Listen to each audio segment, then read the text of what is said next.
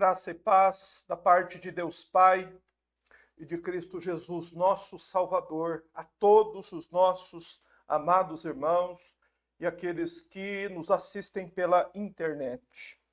Meus irmãos, ontem nós abordamos aquele tema sensível e denso a respeito do dízimo e do modo como as igrejas evangélicas têm abusado inacreditavelmente do dízimo.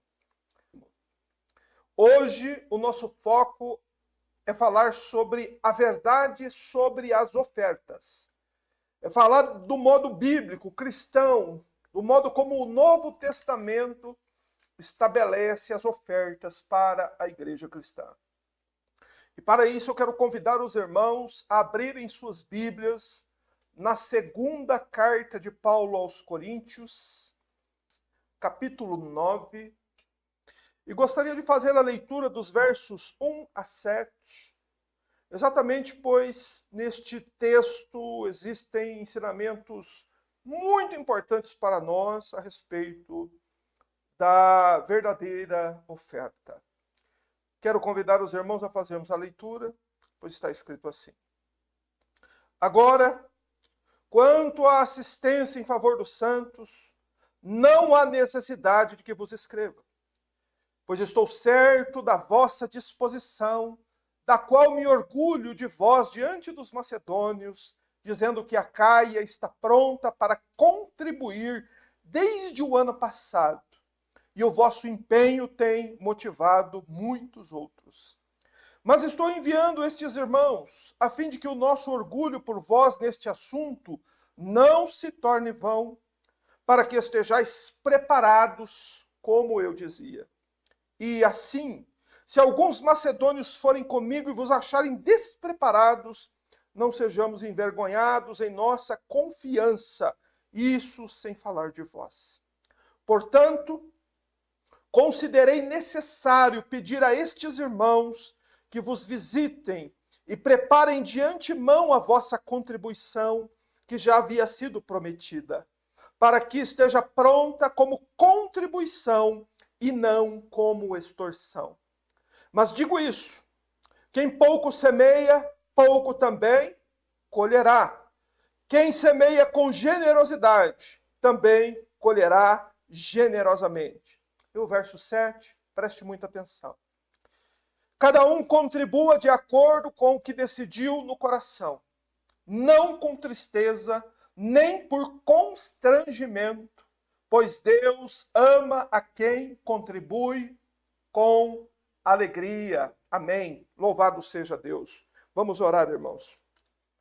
Pai, nós viemos render louvores, glórias e honras ao teu nome. Viemos te exaltar, Senhor, porque tu tens cuidado de nós. A tua poderosa mão nos tem guardado. O Senhor tem nos ajudado na nossa jornada. Tem nos abençoado, Senhor. Revelado, ó Deus, para nós coisas grandes e ocultas. Meu Deus, verdades que têm sido ocultadas verdadeiramente dos sábios e inteligentes deste século. Meu Deus, mas que aos pequeninos aqui e ali, o Senhor, por tua soberana vontade, abre os nossos olhos para que percebamos a verdade. E nós, Senhor, rendemos louvores a ti e agradecemos ao Senhor por tão grande bênção, por tão preciosa dádiva.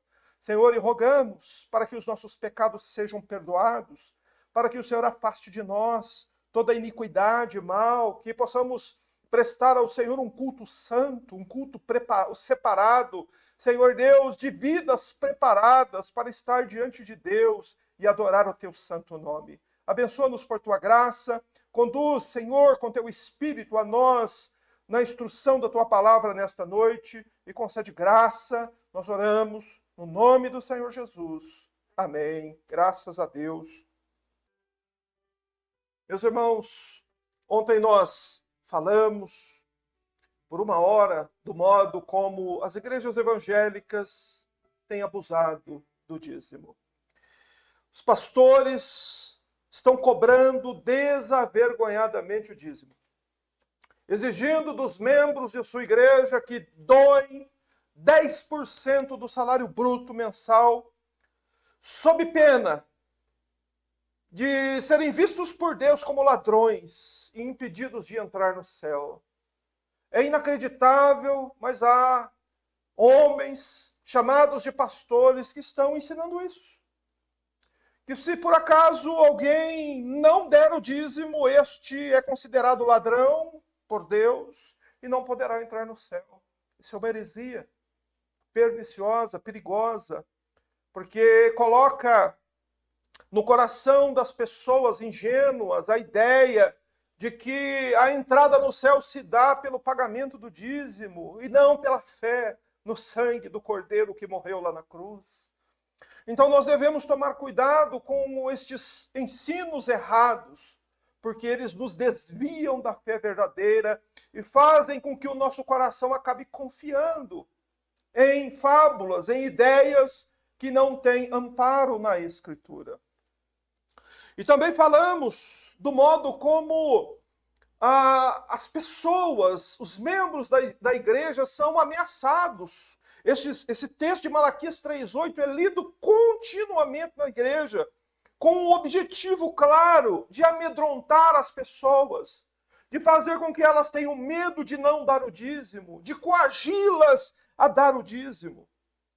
E quando não, usam também o artifício dos chamados testemunhos, de pessoas que eram pobres e que, porque passaram a dar dízimo, rapidamente se tornaram pessoas prósperas, ricas. Meus irmãos, e também falamos daquelas pobres pessoas que foram expulsas, literalmente, da igreja porque não davam o dízimo. De fato, ao falar sobre isso, o meu coração se comove porque abusos estão acontecendo, irmãos. Abusos estão acontecendo. E é dever de todo servo de Deus na presente geração erguer a sua voz e denunciar esse abuso. Por isso, ontem, nós fomos à Bíblia e mostramos que a Bíblia simplesmente desconhece esse tipo de dízimo que é cobrado atualmente nas igrejas evangélicas. O dízimo que foi instituído na antiga aliança para o povo judeu era uma contribuição anual e não mensal, como se ensina atualmente. Era 10% da colheita e não 10% do salário, como se ensina atualmente. Era promovido com dízimo um banquete festivo, onde participavam o ofertante, a família do ofertante e também os levitas. Não era como é hoje. Não é? Eles comiam o dízimo. A Bíblia diz isso em Deuteronômio 14, 23. O dízimo era para se comer, era comida, era alimento. E esse banquete podia participar o ofertante, a família dele, o levita. E de 3 em 3 anos havia aquele dízimo que era depositado também na cidade mais próxima. E então vinha o levita, o estrangeiro, a viúva e o órfão para comer o dízimo. Então notamos, irmãos, que não encontramos esse dízimo como é ensinado nas igrejas atualmente. Nós não o encontramos na Bíblia. Também não encontramos nada parecido com isso no Novo Testamento. Não há nenhuma ordem de Cristo aos seus discípulos para que a igreja cobre dízimos. Não há nenhuma ordem dos apóstolos para que a igreja cobre dízimo. Né? Quando eu menciono dízimo aqui, eu tenho que dizer a respeito do que eu estou falando.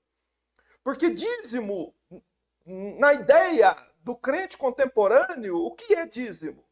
É uma contribuição mensal obrigatória de 10% do seu salário bruto. Só que a Bíblia simplesmente desconhece esse tipo de dízimo.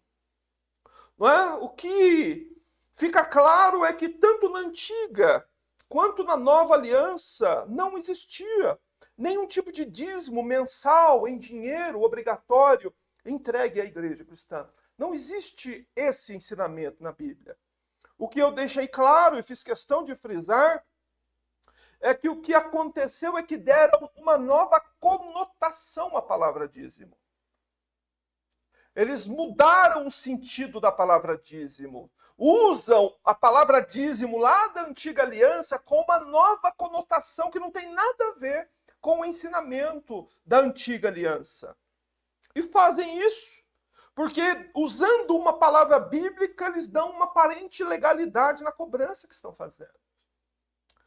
Mas, já antecipadamente, pode surgir no coração de alguém a seguinte dúvida, de pensar assim, mas se realmente os olhos das pessoas forem abertos, que não existe essa cobrança do dízimo na Bíblia, então isso faria com que a igreja perdesse o seu sustento. Alguém poderia pensar assim, que sem o dízimo a igreja não se sustenta.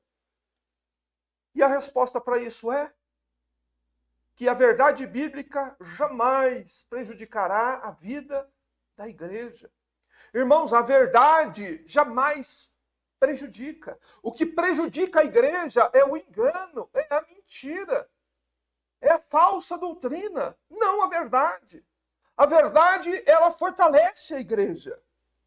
O que é certo que pode acontecer é que se um dia, por um milagre de Deus, for banido das igrejas o dízimo, é certo que muitas portas de chamadas igrejas, elas se fecharão. Mas por que se fecharão? Se fecharão porque os líderes dessas igrejas não terão outra motivação para manter as portas abertas. Eles mantêm as portas abertas para poder cobrar dízimos e também receber ofertas. Não é? Mas ao contrário do que alguém pode estar pensando até agora, que do fato de o dízimo não poder ser cobrado pela igreja cristã, então alguém deve pensar assim, então eu vou poder guardar meu dinheiro todo só para mim. Por certo, alguém já deve ter pensado isso. Graças a Deus que não tem o dízimo, agora eu posso pegar o dinheiro e guardar tudo para mim, gastar tudo comigo. Mas, na verdade, esse é um outro erro.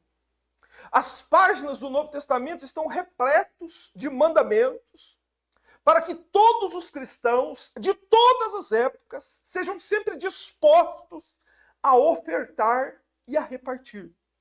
Porém, devem fazê-lo com generosidade, sobretudo para ajudar os seus irmãos mais pobres. Tá certo? E hoje nós vamos falar sobre isso. Nós vamos falar a respeito do modo como a nova aliança estabelece as contribuições dos cristãos. Nós vamos abordar isso e vamos mencionar, ver que isso está fartamente registrado nas páginas do Novo Testamento. E você vai também, à medida que nós formos avançando na pregação de hoje, você mesmo vai perceber a diferença entre as contribuições feitas na antiga aliança e o modo como as contribuições são feitas na nova aliança. É preciso fazer essa separação, meus amados. Nós não podemos misturar as coisas, pois o Deus que servimos é um Deus que faz separação. E já de muito tempo nós temos ouvido isso. Deus separou a luz das trevas, Deus separa as coisas. Deus separou, o Espírito Santo separou na Bíblia a antiga aliança e nova aliança. Só que os crentes estão misturando a antiga aliança com nova aliança e nós temos a obrigação de fazer a separação entre a antiga aliança e a nova aliança. Na nova aliança, o que você pode perceber aí no texto que lemos, em 2 Coríntios capítulo 9, você vai perceber que Paulo fala aos crentes de Corinto a respeito de uma assistência em favor dos santos. Vamos ler o verso primeiro. Ele diz assim: agora, quanto à assistência em favor dos santos, não há necessidade de que vos escreva. Nesse versículo, nós notamos que Paulo escreve aos cristãos da igreja de Corinto que eles estavam bem instruídos, eles foram bem ensinados quanto ao dever do cristão de prestar assistência aos santos. O dever cristão de auxiliar os irmãos mais pobres, daqueles que têm mais recursos, de ajudar os mais pobres. E Paulo aqui na primeira epístola de Coríntio, ele já havia dito isso.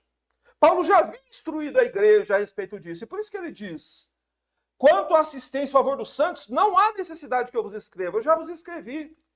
E eu gostaria que os irmãos, diante do verso 1 aqui, fôssemos lá na primeira epístola de 1 Coríntios, capítulo 16, para vermos qual foi o modo que Paulo ensinou que a assistência aos santos deve ser feita.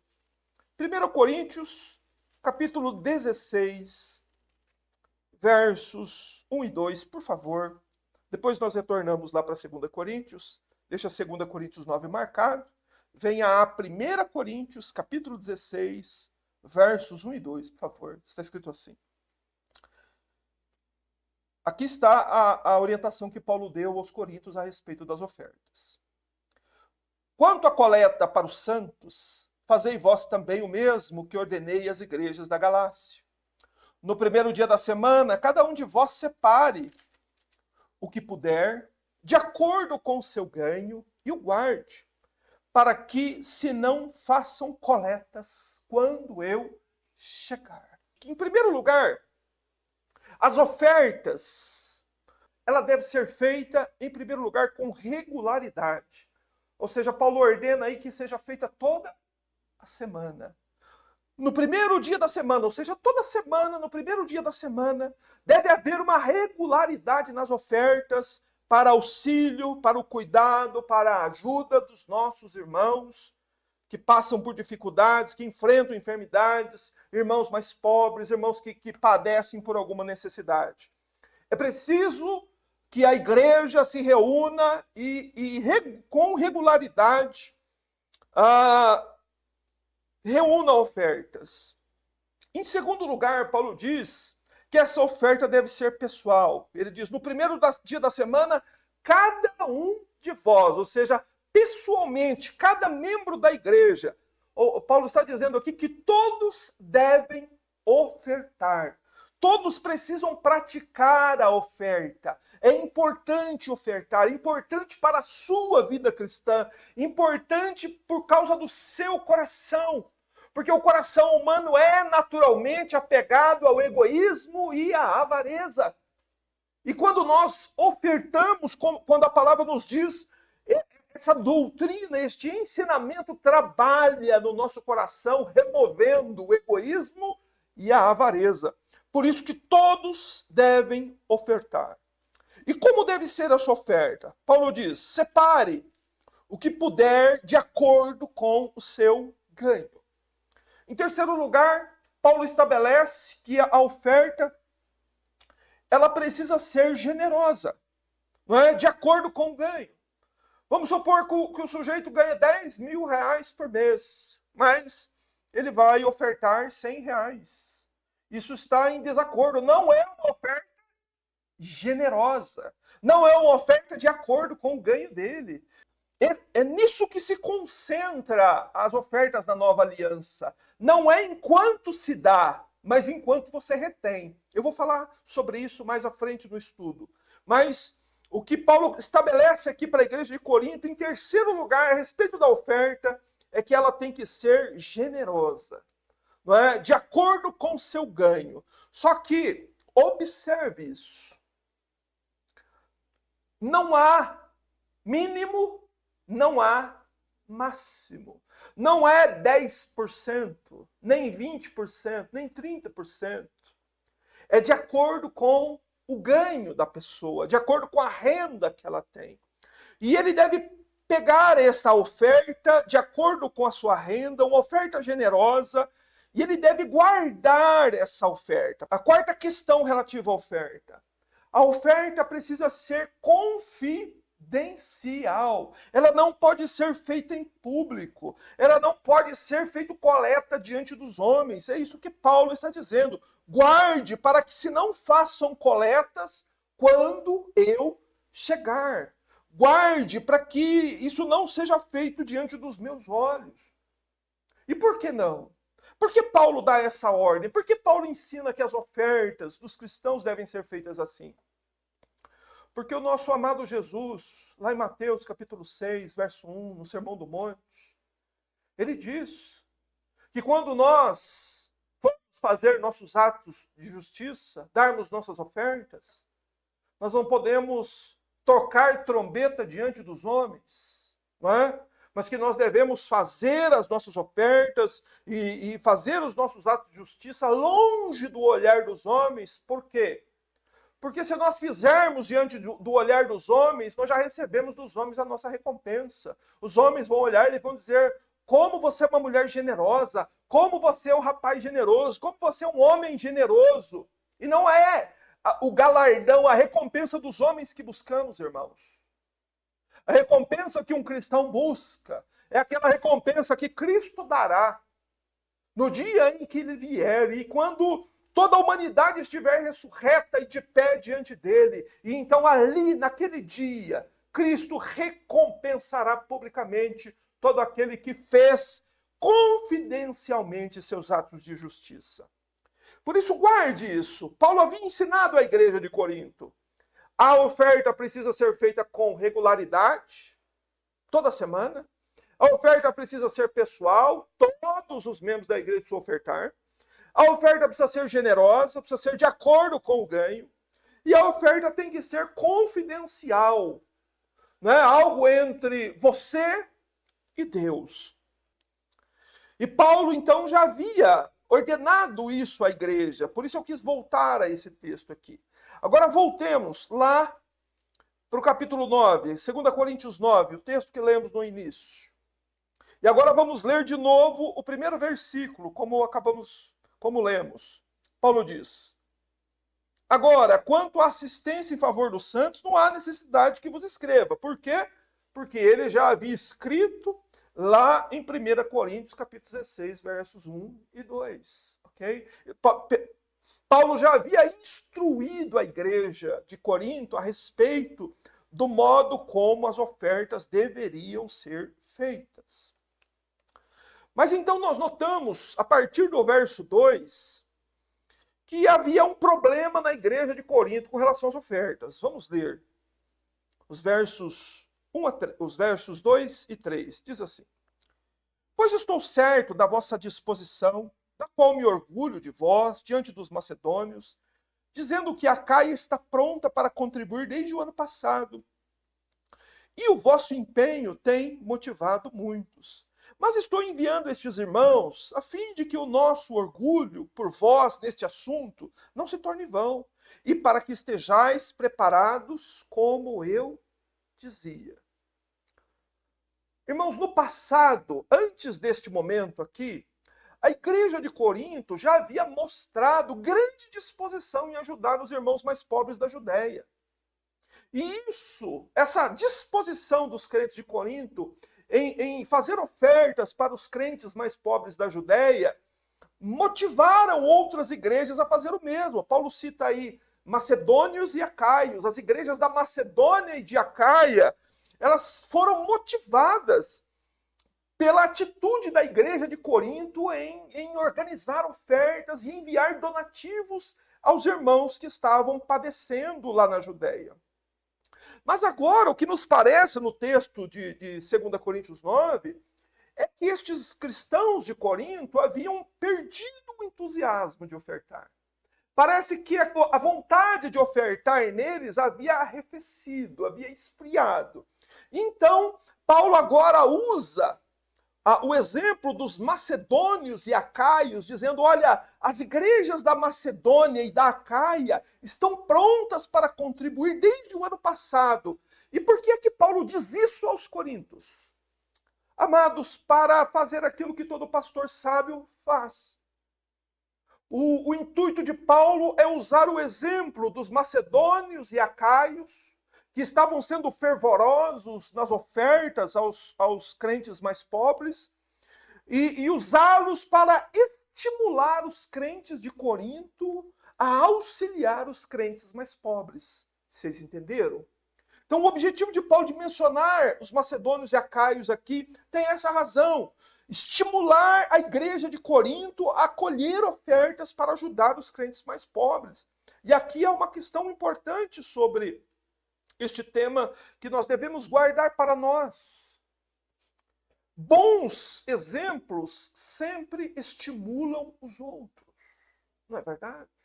Maus exemplos são fáceis de serem seguidos, porém bons exemplos estimulam. Quando você encontra uma pessoa de oração e você convive com ela, você se torna uma pessoa de mais oração. Quando você conhece e se relaciona com uma pessoa e vê nela um zelo pela palavra, conhecimento bíblico, você também vai querer ter esse desejo. Então, os bons exemplos nos estimulam a fazer o que é bom. E Paulo diz aí também, no verso 4, que ele diz assim: e assim, se alguns macedônios forem comigo e vos acharem despreparados, não sejamos envergonhados em nossa confiança, isso sem falar em vós.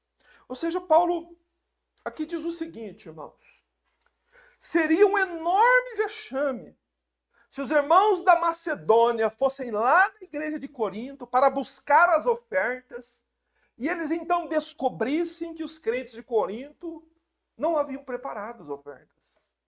Você entende? Então Paulo está exatamente mostrando isso aqui, mostrando que isso pode acontecer. Pode acontecer com uma igreja local, pode acontecer com uma denominação, pode acontecer com um crente. Pode ter sido no passado uma pessoa que dava ofertas, que ajudava, que assistia, mas depois esse sentimento ele arrefece, ele esfria. E então é dever do pastor, é dever da igreja. A palavra de Deus é usada para nos estimular a isso, porque seria um enorme vexame para Paulo, para a igreja de Corinto, os irmãos irem lá na igreja de Corinto e chegaram, irmãos, Pai do Senhor, então nós viemos aqui buscar a ajuda que vocês prometeram lá para a igreja. Ah, pois é, mas nós não preparamos nada não. Você entende? Esse era o perigo. Paulo estava preocupado de que a igreja não estivesse despreparada para a questão da oferta. Por isso, o apóstolo Paulo, ele considera que é apropriado enviar para a igreja de Corinto 3 irmãos. Aqui no capítulo 8, que Paulo cita esses irmãos que seriam enviados para a igreja de Corinto. E o propósito de Paulo enviar estes 3 irmãos é para que eles ajudassem a igreja a organizar as ofertas antes que Paulo chegasse. Ok? Isso está aí no verso 5, ó, preste atenção. Portanto, considerei necessário pedir a estes irmãos que vos visitassem e preparassem de antemão a vossa contribuição que já havia sido prometida, para que esteja pronta como contribuição e não como extorsão. É por isso que Paulo considera apropriado enviar os irmãos, para que eles, diante do esfriamento ali da igreja de Corinto quanto à ajuda aos irmãos mais pobres, estes irmãos estimulassem a igreja, ajudassem a igreja a se organizar e a preparar as ofertas antes que Paulo chegasse lá. E a ida dos irmãos é exatamente com a razão de estimular os irmãos. Porque o que faz uma pessoa, um cristão, não ofertar? Qual é a razão? O que está por trás de um cristão que não oferta? Qual é o problema dele? Qual é o problema dele? Avareza. Então estes irmãos indo lá, começando a participar da igreja de Corinto, pregando lá e ajudando eles a prepararem a contribuição, iria exatamente trabalhar isso no coração da igreja. E é exatamente o que eu estou fazendo aqui hoje. Trabalhando com os irmãos, instigando os irmãos, ensinando os irmãos a verdade, para que a avareza, o egoísmo sejam banidos dos corações de todos os crentes. Não é? A oferta tem que ser uma oferta voluntária. A palavra contribuição aí significa oferta voluntária.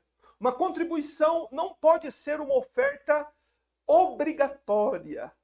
E nós notamos que oferta e dízimo são coisas opostas. Pois o dízimo, ele é obrigatório. E as ofertas que são estabelecidas na nova aliança são ofertas voluntárias, né?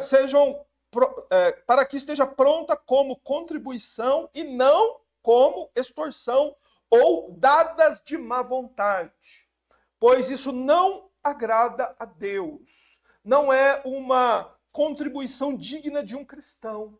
Quando ele contribui de má vontade, ele contribui por obrigação, não é?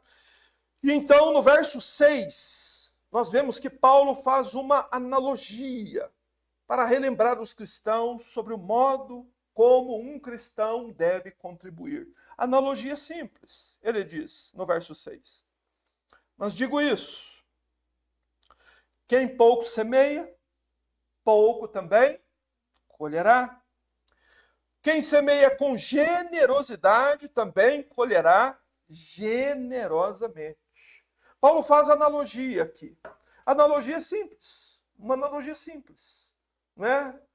Se você semeia poucas sementes, você vai colher poucos frutos. Se você semeia a sua semente com generosidade, você vai colher frutos generosamente. De onde Paulo tirou esse ensino? De onde Paulo tirou essa analogia? De onde procede este ensino? Na verdade, o que Paulo está fazendo aqui é relembrando aos coríntios o ensino do nosso Senhor Jesus Cristo. Pois o próprio Cristo disse a mesma coisa em outras palavras. O Senhor Jesus disse assim, dai e vos será dado. Recebereis uma boa medida, cheia, generosa e transbordante. O Senhor Jesus disse, dai, oferte, ajude, reparta o que você tem. Se você dá, a Bíblia diz que será dado a você também.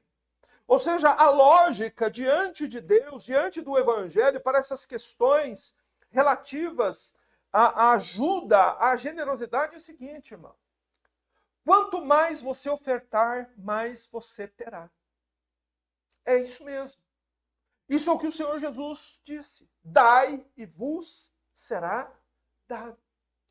Quanto mais você ofertar para ajudar o seu irmão, quanto mais você voluntariamente auxiliar o necessitado, quanto mais você se dispor a dar, mais você receberá. E Jesus diz que receberá uma boa medida, cheia, generosa e transbordante. Tá certo?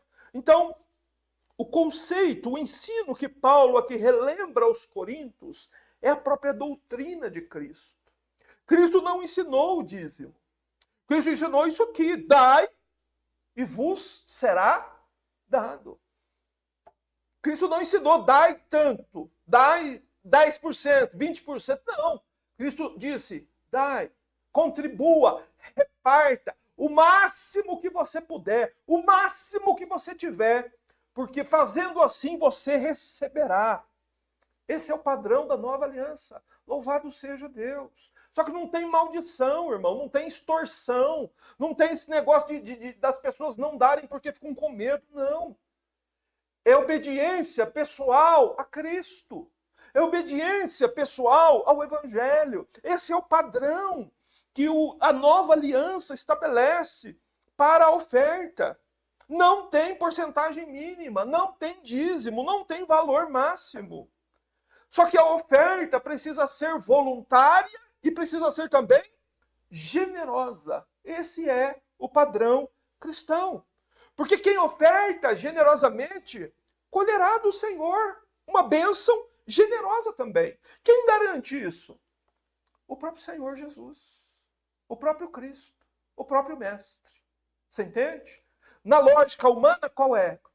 Quanto mais, na lógica do avarento, qual é? Quanto mais eu retenho, mais eu tenho. Não é essa a lógica do avarento? Na lógica de Cristo não é assim. Na lógica de Cristo é o seguinte, quanto mais você oferta, quanto mais você dá, quanto mais você ajuda, quanto mais você presta auxílio, mais você terá. É assim que as coisas funcionam neste mundo, irmãos. É assim que a palavra de Deus estabelece. O ponto que eu quero chegar aqui com os irmãos está aqui no verso 7. Note como Paulo aqui relembra aos irmãos aquilo que ele já havia dito. No verso 7, Paulo diz: cada um contribua quanto? De acordo com o que decidiu no coração. Não com tristeza, nem por constrangimento, pois Deus ama a quem contribui com a alegria. Quem é que decide o quanto vai ofertar? É o pastor? Tem um valor mínimo em algum lugar no Novo Testamento que o Senhor Jesus estabeleceu? Não. Não, você pode ler aí na sua Bíblia. Está na Nova Aliança. Cada um contribua de acordo com o que decidiu onde? No coração. Por que Paulo coloca que a decisão parte do coração e não da mente? Porque se o coração do indivíduo estiver cheio de avareza, estiver cheio de egoísmo, vai ser difícil para ele cumprir o mandamento de Deus. O coração precisa ser liberto da avareza. Por isso, ele precisa continuamente lidar com o coração dele e decidir com quanto ele vai contribuir. Né? Mais uma vez, eu friso esse aspecto. Não há na nova aliança um valor mínimo estipulado, como havia na antiga aliança. Cada um contribua de acordo com o que decidiu no coração. Mas Paulo diz: não com tristeza, ou não sendo relutante, não sendo hesitante, não dando a oferta tristemente, porque fazer assim, com tristeza, dar uma oferta com tristeza, com dó de dar o dinheiro, o Novo Testamento estabelece que é melhor não dar. Tá certo?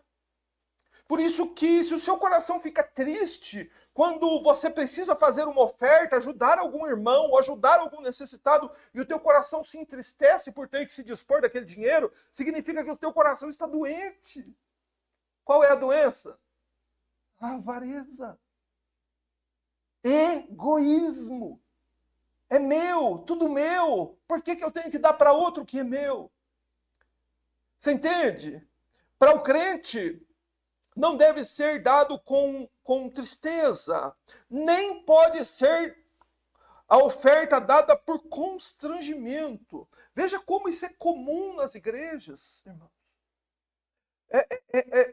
As pessoas são praticamente constrangidas a ofertar. Já reparou na hora da oferta?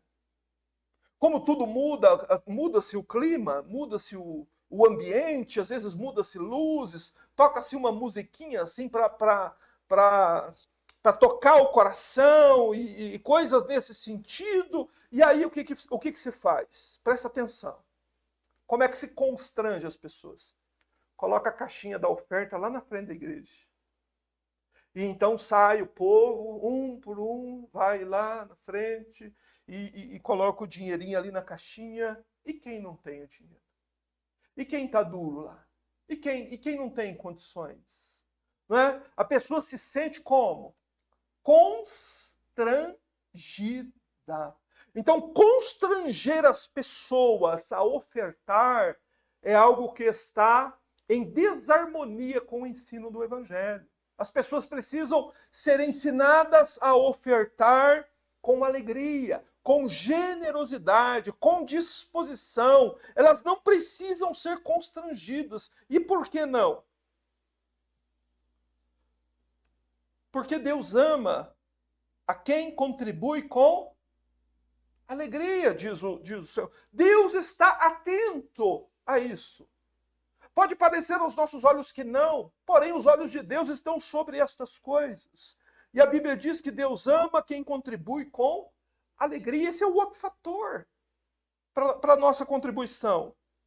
É preciso ofertar voluntariamente e não com tristeza, mas com alegria. Assim, E por que Paulo coloca as coisas nesses termos, irmãos?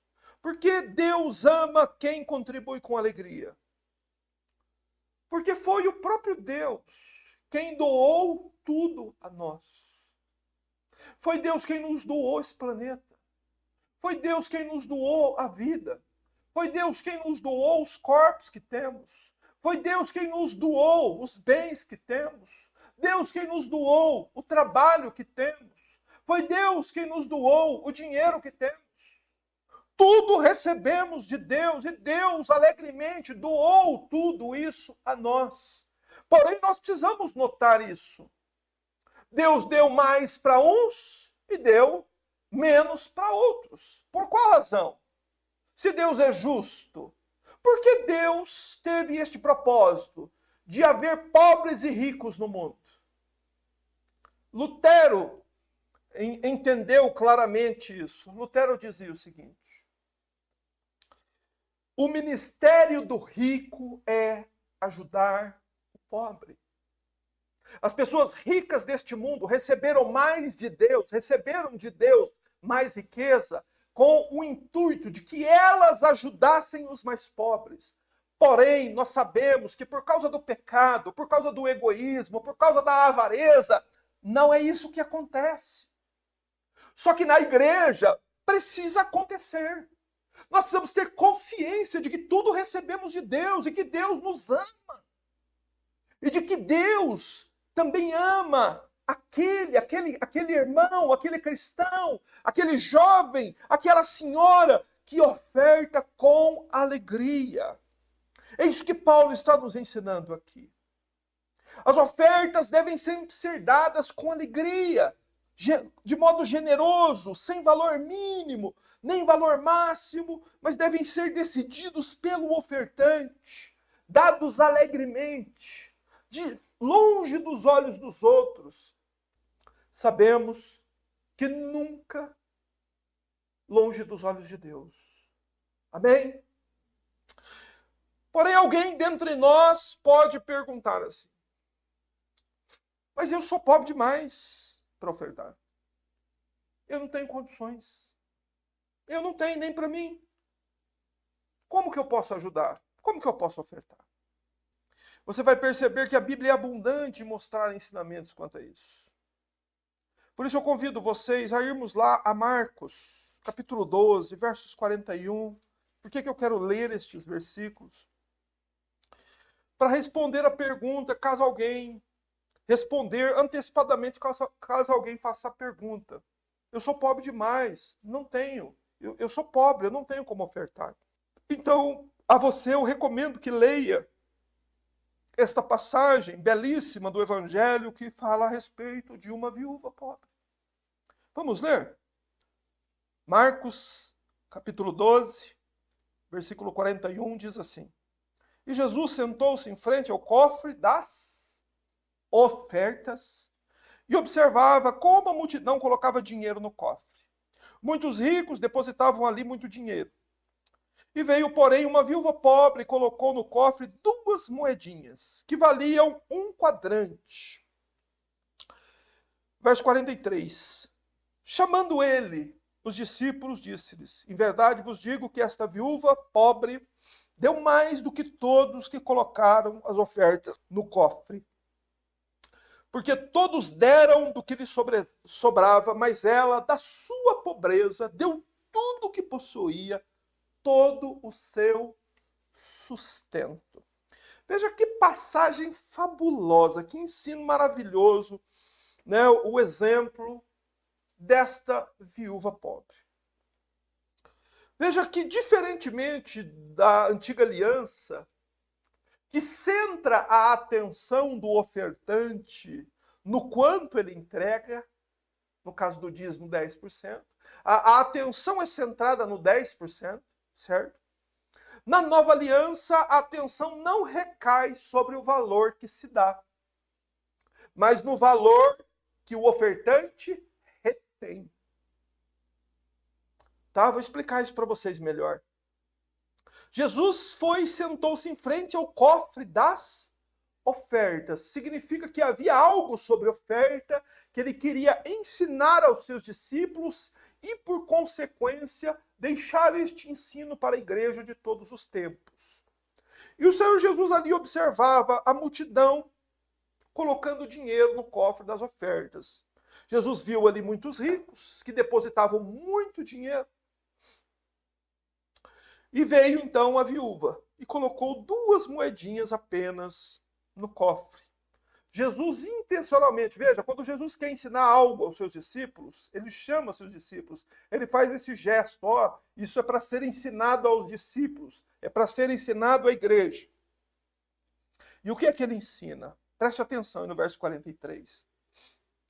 Em verdade vos digo que esta viúva pobre deu mais do que todos os que colocaram ofertas no cofre. Note que a forma como Deus vê as coisas é diferente da forma como os homens veem. Deus não centra sua atenção no valor que você dá. Deus concentra a atenção dele no valor que você retém, no valor que você guarda para você. Você entende? Esse é o padrão da nova aliança. E por que é assim? Jesus diz que os ricos davam grandes contribuições, grandes ofertas, ofertavam muito, porém aquelas ofertas procediam das sobras deles, eles tinham muito. Então aquelas grandes ofertas procediam de um grande volume de dinheiro que eles tinham. Tá certo? Então, aquelas ofertas não impactavam tanto a vida daquelas pessoas ricas. Porém, no caso da viúva é o contrário. A viúva deu uma contribuição pequena, apenas 2 moedas. Mas perante os olhos de Deus, as 2 moedas dela valiam muito mais do que todo o dinheiro que todos aqueles ricos depositaram lá. E Jesus nos diz por quê. E você precisa saber por quê. Leia, verso 44, por favor. Porque todos deram do que lhe sobrava, mas ela, da sua pobreza, deu tudo que possuía, todo o seu sustento. Então, a oferta, ela precisa ser generosa. Só que nós precisamos prestar essa atenção. Quanto é que está me sobrando? Será que eu não estou sendo avarento demais? Não é? Eu tenho 5.000 e sobrando, e um irmão está precisando muito, e vou lá e ajudo o irmão com R$100. Não está errado aos olhos de Deus? Sim, está. Eu preciso ser generoso. Eu preciso olhar não para o valor que eu estou entregando. Eu preciso olhar para o valor que eu estou retendo. Porque a viúva pobre, ela não reteu nada. Ela ficou sem nenhum centavo, como nós diríamos no nosso tempo. Ela ofertou tudo que tinha. Mas então, como é que ela viveu depois disso? Sob a dependência de Deus. Jesus não disse, Jesus não garantiu, dai e lhe será dado. Você tem fé?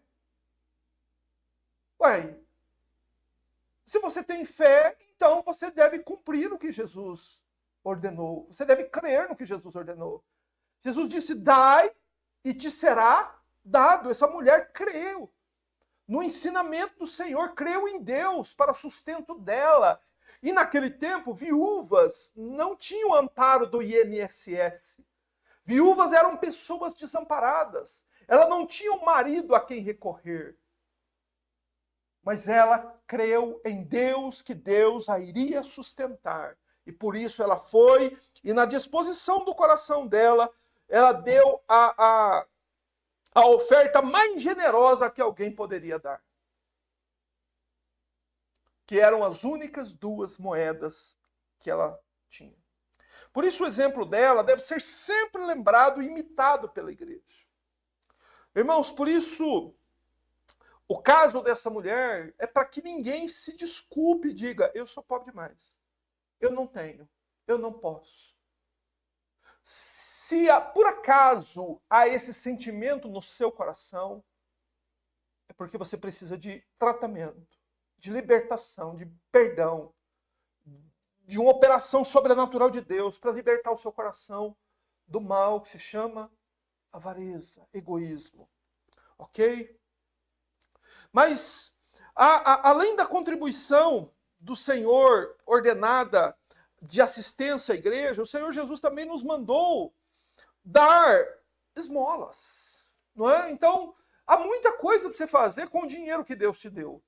Ajudar os irmãos pobres, ajudar a igreja, isso é função de todos nós.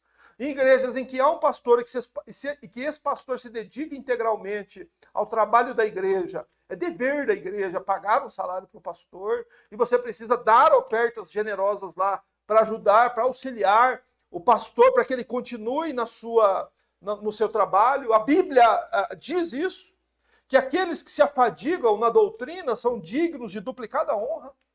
E realmente, irmãos, a minha família é testemunha aqui. Trabalhar na doutrina afadiga mesmo, cansa mesmo.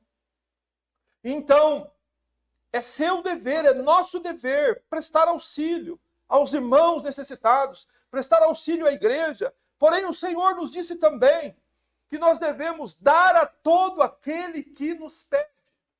Lucas 6:30. Ou seja, além das ofertas voluntárias aos crentes mais pobres, às igrejas mais pobres, há ainda o dever do cristão prestar auxílio a todo aquele que lhe pede. Você entende? E cada vez que você não dá àquele que te pede, você está pecando contra Cristo.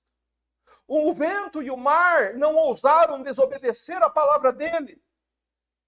Porém, nós muitas vezes o fazemos, várias vezes, num único dia.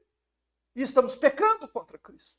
Porque ele ordena, dá a todo que te pede. Dá, e você vai receber. E também há aquele mandamento do Senhor lá no Sermão do Monte sobre as esmolas. Ele diz, quando deres esmola, a tua mão esquerda não saiba o que faz a direita. Esse é um dever cristão. Quando você ver alguém, mesmo que não seja irmão na fé, mas necessitado, padecendo, precisando de ajuda, estenda a mão e o ajude, dê esmola, auxilie. Mas o faça com generosidade, o faça com prontidão. Prontidão em repartir, prontidão em dar. Porque é desse modo que o Senhor ordenou que a sua igreja proceda. Não é? E também temos de nos lembrar continuamente que a Escritura nos avisa a respeito do pecado da avareza. Essas contribuições, elas têm esse foco. Quem é a pessoa mais beneficiada por ofertar? Você mesmo. Você mesmo. Você sabe por quê? Porque o Espírito Santo nos avisa solenemente que nenhum avarento tem herança no reino de Deus e de Cristo. Você entende o porquê desses ensinamentos? O porquê da palavra de Deus nos exortar a contribuir, nos exortar a ofertar, a fazê-lo com generosidade, a fazê-lo com alegria, a fazê-lo continuamente, a fazê-lo constantemente, regularmente. Por quê? Porque se nós não o fizermos, nosso coração se torna naturalmente avarento. Você pode ver que o coração de uma criança é naturalmente um coração avarento. Quer provar? Ele tem 10 brinquedos lá. Se chegar outra criança e pegar um brinquedo, ele começa a brigar porque ele quer aquele brinquedo. Ele quer tudo só para ele. Esse é o coração natural do homem. Porém, quando nós começamos a exercitar o ensinamento da palavra de Deus, colocando o evangelho em prática, o nosso coração é trabalhado de um coração avarento para um coração generoso. Generoso é o oposto de avarento. Ok? Então, amados, eu quero concluir fazendo com que os irmãos se lembrem dos deveres do cristão. De quão preciosos são estes ensinos, irmãos. E de quão esquecidos eles estão. Hoje as pessoas pensam que deu o dízimo, está tudo certo. Você vê como a doutrina errada leva a vida errada? As pessoas pensam que não precisa ajudar ninguém, que não precisa dar nada mais para ninguém, porque ele já deu o dízimo na igreja. Só que, na verdade, ele está obedecendo a um dogma que não existe na Bíblia, ao invés de obedecer os ensinamentos do Senhor Jesus a respeito das ofertas. Então, entenda que os mandamentos do Senhor e dos apóstolos ensinam o modo de ofertar. Como é que tem que ser o modo de ofertar? Vamos relembrar, para encerrar.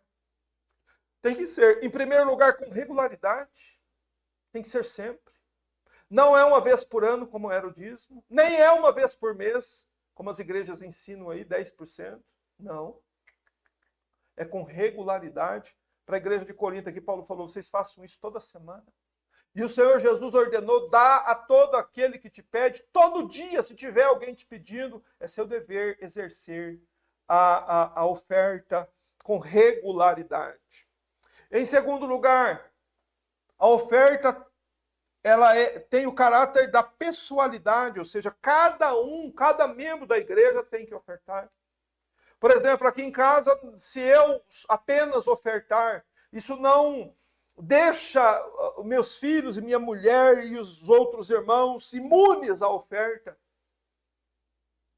Eu tenho que ofertar, Daniela precisa ofertar, Rafael precisa ofertar, Mônica precisa ofertar, os irmãos precisam ofertar. A oferta, ela tem esse caráter da pessoalidade. Em terceiro, a oferta tem o caráter da generosidade. A oferta deve ser de acordo com o que você ganha. Não há mínimo e nem máximo. Você pode dar o valor que você estabeleceu no coração, mas você também pode fazer o que a viúva pobre fez. Tá certo? Apenas pense nessa possibilidade e veja como o seu coração vai reagir. De um mês você pegar e doar todo o seu salário. Veja como o seu coração reage. Se ele se sentir mal, amargurado, aflito, doído, e você simplesmente dizer, não, para mim é impossível fazer isso, seu coração é avarento. Porque a oferta precisa ser com generosidade. E em quarto e último lugar, irmãos, nunca se esqueçam, a oferta precisa ser feita com confidencialidade. Ou seja, não saiba a tua mão direita o que faz a tua esquerda. Quando você ajuda alguém, você não deve ficar contando para os outros, tocando trombeta por aí, como é dito popularmente. Você deve guardar isso, porque os olhos de Deus e os olhos do Senhor Jesus Cristo estão sobre você continuamente e percebem o que você está fazendo. E a palavra de Deus diz, Deus ama aquele que dá com alegria. Amém? Guarde no seu coração esse ensinamento, pratique e que Deus te abençoe e te guarde. Feche seus olhos, convido a todos a orarmos. Pai, abençoa-nos, para que os nossos corações sejam corações generosos. Senhor, para que possamos aprender a ofertar, assim como a Bíblia nos ordena. Senhor, que não venhamos ser mesquinhos, avarentos, egoístas, mas que o Senhor nos liberte de todos estes males, Senhor, tão comuns na vida dos homens deste mundo. Mas sabemos, ó Deus, que o Senhor nos comprou deste mundo com o sangue do teu Filho, e que devemos, Senhor, ser absolutamente diferentes das pessoas deste mundo. Por isso pedimos, Senhor, nos ajude a lidar com as próprias dádivas que recebemos do Senhor, para que não venhamos guardá-las para nós, para que venhamos, ó Deus, ajudar os que precisam e seguirmos o mandamento do Senhor para darmos, pois Ele nos garante que nós haveríamos de receber. Ajuda-nos assim, concede-nos tua graça. Lembra, Senhor, das igrejas, meu Deus, para que estes ensinos sejam lembrados em muitas igrejas e colocados em prática, e o nome do Senhor venha a ser assim glorificado no meio do teu povo. Assim oramos, te damos graças e louvores em nome de Jesus. Amém.